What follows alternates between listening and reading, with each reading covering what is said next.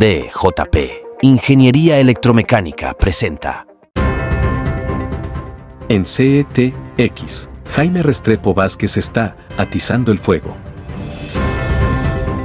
Muchos colombianos, viendo lo que está pasando en Venezuela, temen que en una crisis interna, motivada por la creciente insatisfacción popular, de golpe puedan intervenir grupos paramilitares de Rusia o de Cuba.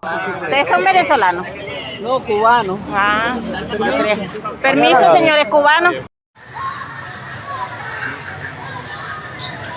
¿Qué tal acaba de llegar esto? Miren esto. ¡Qué horrible!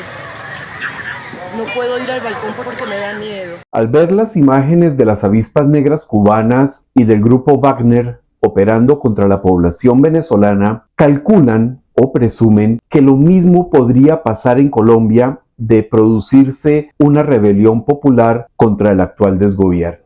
La realidad, sin embargo, es que Gustavo Petro no requiere de apoyos internacionales violentos, ni mucho menos revolucionarios, pues ha cultivado con esmero el respaldo del narcoterrorismo y de la criminalidad nacional, convirtiéndose no solo en su aliado, sino en su cómplice, y poniendo incluso al Estado al servicio de los peores criminales, como quedó evidenciado en el departamento de Antioquia.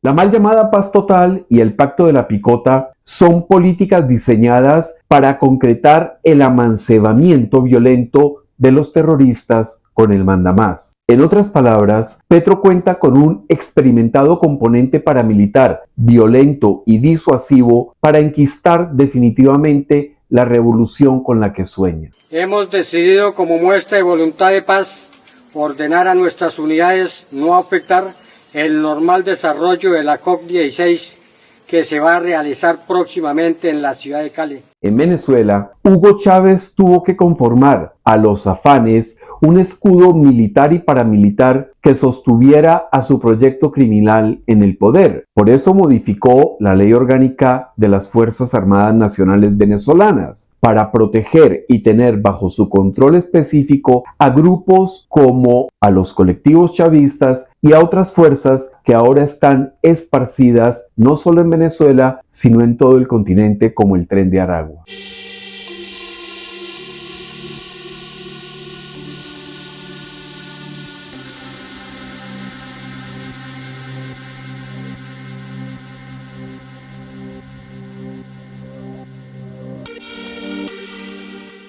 Entre tanto, en Colombia, los terroristas llevan décadas en el ejercicio de la violencia, de la intimidación y de la barbarie, y todos esos bandidos están del lado de Petro, como lo demuestra incluso el paramilitar Salvatore Mancuso, ahora rendido a los pies de Gustavo Petro. Cuando nos estigmatizan los jueces, los fiscales, los magistrados y nos miran por haber empuñado un arma como unos delincuentes de por vida. Aquí, Petro no tiene necesidad de confeccionar a las volandas su escudo represivo, pues este ya ha venido operando desde mediados del siglo pasado, reuniendo experiencia en el combate y en el control de poblaciones y de territorio. ¿No les preocupa que se esté atomizando las disidencias, haciendo más difíciles a paso? No, al contrario, creo que están conformando en bloques, creo que están agrupando frente, es lo que yo entiendo que está pasando. Y si eso contribuye a que tenga más responsabilidad nuestros frentes, que a veces cada cual hace lo que quiere, sin que haya una responsabilidad central, más centralizada, pues bienvenido sea esa nueva reorganización de los bloques. Además, Petro se ha esmerado en comprar el respaldo de sectores específicos de la sociedad, como los indios, los campesinos y los vándalos de la primera línea, que estratégicamente serían los encargados de la agitación, de la violencia urbana y de la intimidación. Para eso sirve la plática que le dio el Cartel de los Soles. Mi nombre es Juan Carlos López Cervén, de profesión u oficio escolta presidencial, cargo que desempeñé durante 12 años en el primer anillo de seguridad de la escolta personal del ciudadano Diosdado Cabello Rondón. Informar a las autoridades competentes que sé a ciencia cierta sobre actividades que como director del Cartel de los Soles realiza el ciudadano Diosdado Cabello Rondón. La campaña, entonces dijeron, no, que él coordinó el dinero de la costa. Ese no fue el dinero de la costa, fue un dinero que llegó a la costa, que es muy distinto. Allí tienen un clan Torres, etcétera, pero todo ese movimiento que hay allí es el dinero del Cartel de los Soles.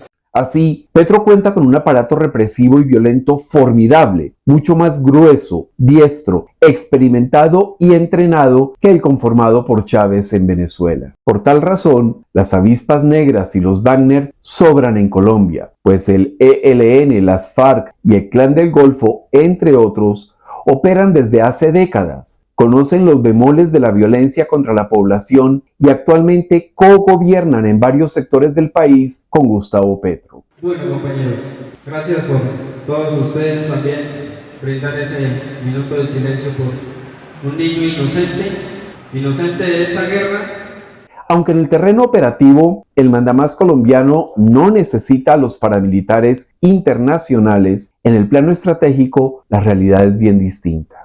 En el terreno propagandístico, por ejemplo, los españoles comunistas han tenido un papel protagónico en Colombia. De hecho, como lo demuestra Fernando Monzón, productor de un documental centrado en Petro, llega al colmo de ufanarse de la proeza de haber llevado a semejante tipo a la presidencia. Después de 200 años de la derecha, conseguimos que ganara este chico. Y como digo a mis amigos, si conseguimos que ganara este idiota, podemos hacer que gane cualquiera. Es bueno recordar que los españoles del Coletas Iglesias también han sido protagonistas en Venezuela, incluso con robos y componendas de los ibéricos con el cartel dictatorial del vecino país. Así las cosas, los europeos no se ensucian las manos con la sangre de los sudacas, aquellos que sus socios oprimen. Para eso están los palurdos del monte, los indios cocaleros, los campesinos resentidos o los muchachitos adoctrinados.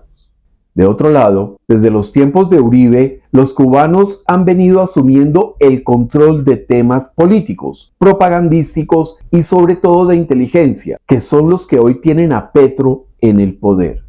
Son ellos los estrategas de la violencia, los que ponen a los indios y jóvenes a pelear en las calles, los que controlan las matrices de opinión y los que planifican cómo amedrentar a los ciudadanos. No se puede olvidar la gran capacidad de penetración de los cubanos. De hecho, las comunicaciones de la Casa de Nariño estaban intervenidas, como lo reconoce el propio Álvaro Uribe Vélez cuando en una acalorada discusión aseguró que ojalá lo grabaran. A ver, Mechudo.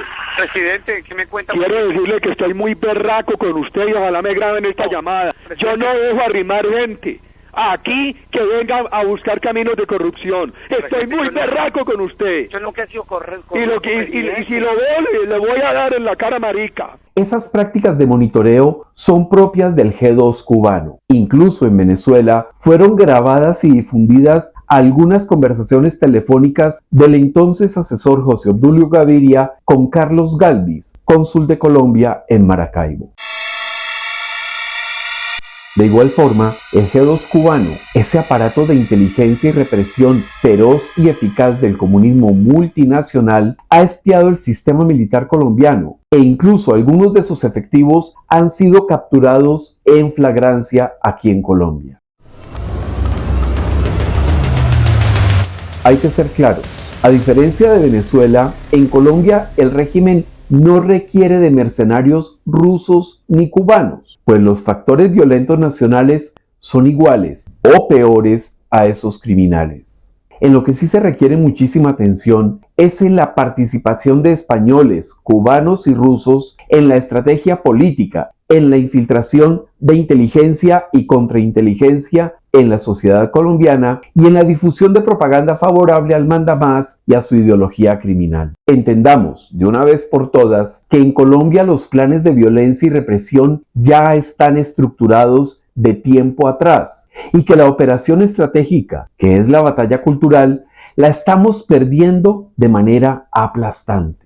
No serán avispas negras ni mercenarios Wagner los que violenten a los colombianos. Serán helenos, vándalos, narcoterroristas, mordiscos y bandidos como Iván Márquez los que se ocupen de derramar nuestra sangre. A diferencia de Chávez en su momento, Petro ya tiene ejércitos de terroristas listos y experimentados para imponer su demencia.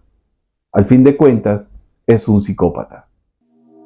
DJP. Ingeniería electromecánica. Especialistas en mantenimiento preventivo y correctivo de ascensores, instalación de controles de acceso para su residencia o empresa, e instalación y modernización de todo tipo de puertas vehiculares y peatonales.